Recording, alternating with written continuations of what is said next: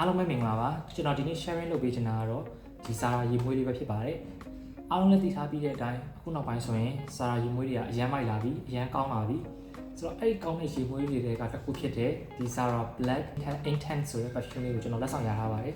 ဆိုတော့အားလုံးကိုမိတ်ဆက်ပေးရင်းနဲ့အားလုံးနဲ့အတူတူ unboxing လုပ်ချင်ပါတယ်ဆိုတော့စိတ်ဝင်စားရဆိုရင်အစိုးရကြည့်ပေးကြဖို့ညွှန်လိုက်ပါတယ်ဆိုတော့ဒါကတော့သူ့ရဲ့ဘူးလေးပဲဖြစ်ပါတယ် okay size ကတော့100 ml ဖြစ်တယ်အားလုံးပြရတယ်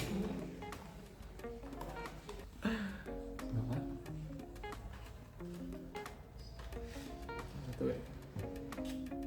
答对了，读ပုံစံပါ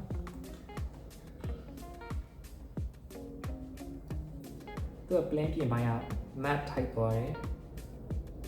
matte type သွားတယ် okay အနက်တော့ဘယ်လိုလာမှမသိသေးဘူးစမ်းကြည့်ကြည့်မယ်ပြီးရခါကျရင် thanks to my aunts ကျေးဇူးတင်ပါတယ်တီတီဖိုင်ကြည့်မယ်ပေါ့နော်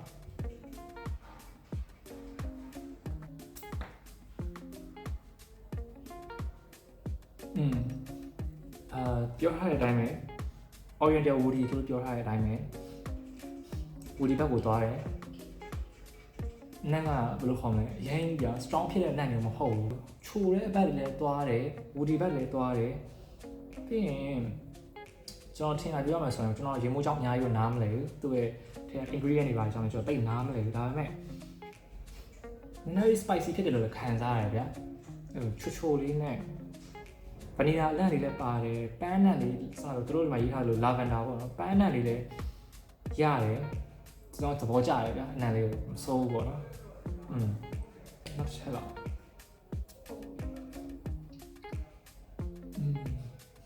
ချိုနံလေးကလုံးဝ woody ဘက်သွားတယ်ဗျာအဲ့လိုလုံးဝ mix ဖြစ်နေတာပါချိုလေးနဲ့ spicy ဖြစ်တယ်အဲ့တော့ woody နဲ့ရောထားတဲ့ပုံစံမျိုးလေး